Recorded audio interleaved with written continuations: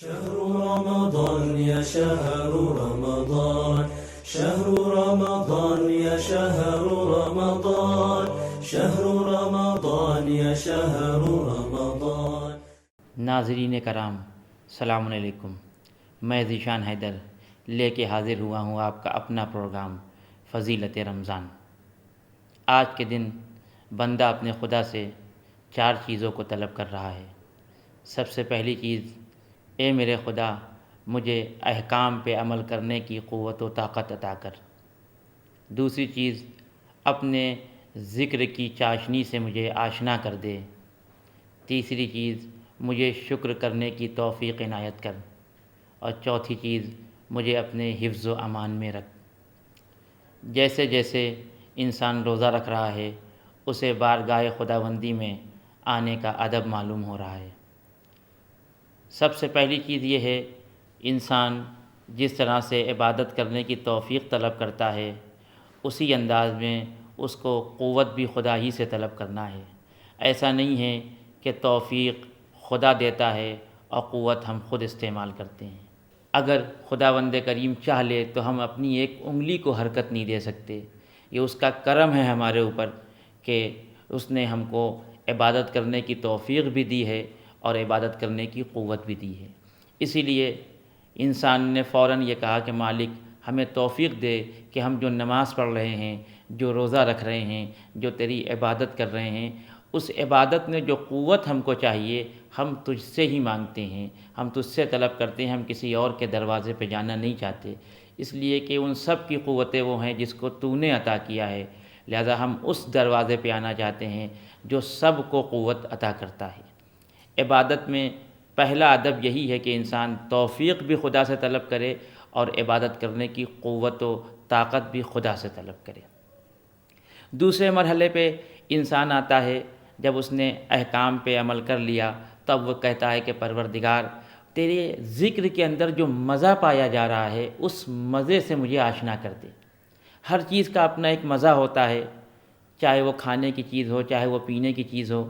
جب انسان اس مزے سے آشنا ہو جاتا ہے تب اس کی طرف دوڑتا ہے، تب اس کی طرف بھاگتا ہے.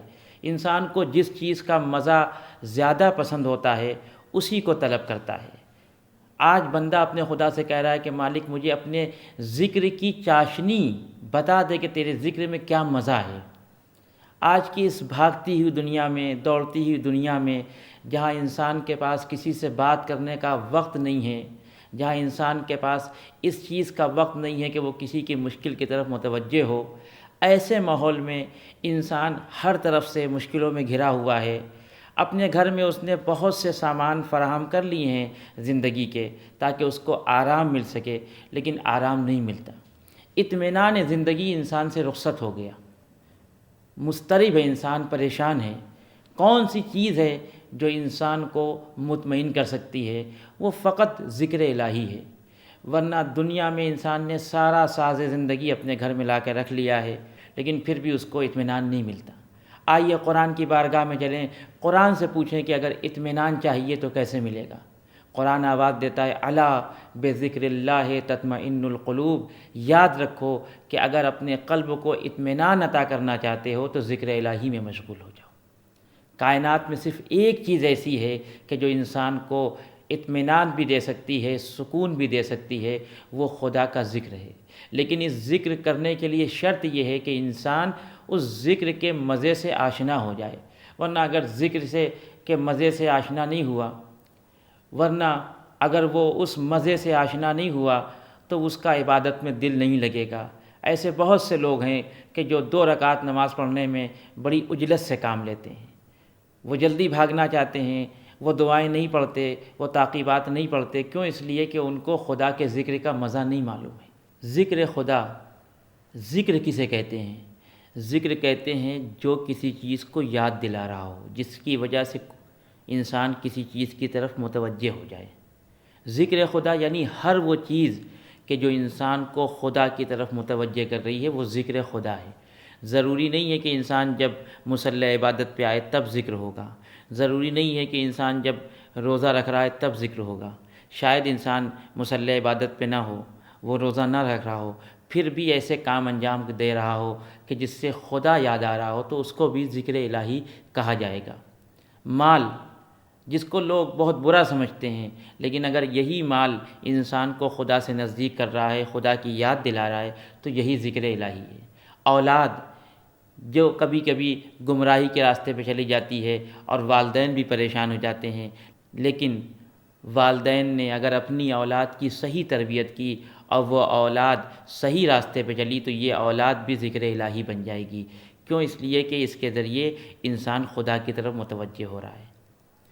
ضروری نہیں ہے کہ ذکر الہی کرنے کے لیے انسان کو زبان کو حرکت دینا پڑے، کبھی انسان کا وجود ذکر الہی بن جاتا ہے۔ اگر کسی انسان کو دیکھنے کے بعد کوئی خدا کی طرف متوجہ ہو جائے تو وہ انسان خود ذکر الہی کا مصداق بن جائے گا۔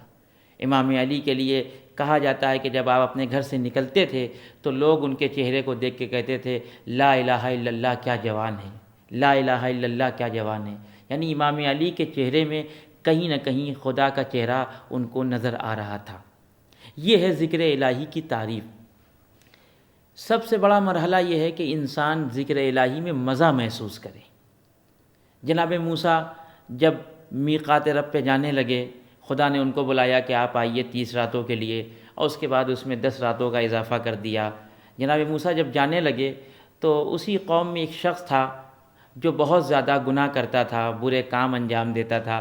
اس نے جناب موسیٰ سے کہا کہ موسیٰ اپنے پروردگار سے جا کے کہنا کہ میں اتنے برے کام کرتا ہوں لیکن وہ کبھی میرے اوپر عذاب نازل نہیں کرتا، آخر کیوں؟ میں نے تو ساری زندگی برے کام کیے ہیں۔ جناب موسیٰ میقات رب پہ گئے، خدا سے باتیں ہوئیں، 40 دن گزر گئے۔ جب آنے لگے تو پروردگار نے کہا کہ موسیٰ تم میرے ایک بندے کا پیغام لے کے آئے تھے۔ جناب موسیٰ کو یاد آیا کہ پروردگار وہ تو تیرا نافرمان بندہ ہے، وہ تو گناہ کرتا ہے، اس کا تو پیغام پہنچاتے ہوئے مجھے شرم آ رہی ہے۔ کہا موسیٰ تم امین ہو، تم کو اس نے پیغام دیا ہے، تم اس پیغام کو ہم تک پہنچاؤ۔ جناب موسیٰ نے کہا پروردگار اس بندے نے کہا کہ اپنے خدا سے جا کے کہہ دینا کہ میں اتنے برے کام کرتا ہوں، کبھی میں نے خدا کی مرضی کا خیال نہیں رکھا، لیکن آج تک پروردگار نے میرے اوپر عذاب نازل نہیں کیا۔ خداوند کریم نے کہا موسیٰ جب آپ یہاں سے جا رہے ہیں تو آپ کو تکلیف ہو رہی ہے کہ نہیں؟ جناب موسیٰ نے کہا پروردگار مجھے بہت تکلیف ہو رہی ہے، اس لیے کہ مجھے تیری عبادت کا مزہ مل گیا، مجھے تیرے ذکر کا مزہ مل گیا۔ آواز قدرت آئی موسیٰ میں نے اسی مزے کو اس بندے سے لے لیا ہے، یہی اس کے گناہوں کی سزا ہے۔ معلوم ہوا کہ جب انسان گناہ کرتا ہے تو پروردگار عالم اپنے ذکر کا مزہ اس سے لے لیتا ہے۔ جو لوگ معصیت پروردگار میں ڈوبے ہوتے ہیں، خداوند کریم اپنی عبادت کا، اپنے ذکر کا مزہ ان سے لے لیتا ہے۔ ایسی نوبت نہیں آنا چاہیے انسان کے اوپر کہ جب اس کو عبادت خدا میں مزہ نہ آ رہا ہو۔ امام علی علیہ السلام کی زندگی میں ملتا ہے کہ جب آپ سجدے میں سر رکھتے تھے تو اس انداز میں عبادت کرتے تھے کہ دیکھنے والا یہ سمجھتا تھا کہ علی ابن ابی طالب دنیا سے گزر گئے۔ امام علی کی ایسی کیفیت کیوں ہوئی؟ کیونکہ امام کو ذکر الہی کا مزہ مل گیا۔ اصل عبادت کا مزہ تو تب ہے کہ جب انسان مشکلوں میں گرفتار ہو۔ یہ منظر بھی آپ کو کربلا میں دکھے گا۔ اگر یہ دیکھنا ہے کہ انسان کو خدا کے ذکر میں کتنا مزہ ملتا ہے تو اس وقت دیکھا جائے جب وہ مشکلوں میں گرفتار ہو۔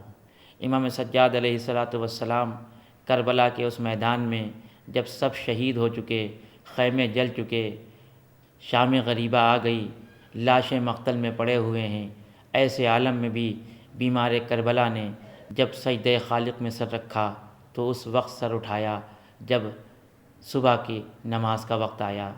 ایسے قیامت کے عالم میں میرے امام نے سجدے میں سر رکھ کے خدا کا ذکر کر کے بتایا کہ جن کو خدا کے ذکر کا مزہ مل جاتا ہے وہ اپنی مشکلات کو نہیں دیکھتے، اپنی پریشانی کو نہیں دیکھتے، وہ ہر عالم میں پروردگار عالم کا ذکر کرتے ہیں۔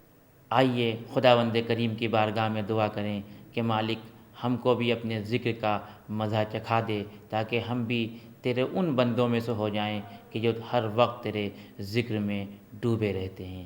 آج کے لیے بس اتنا، کل پھر ملاقات ہوگی۔ خدا حافظ۔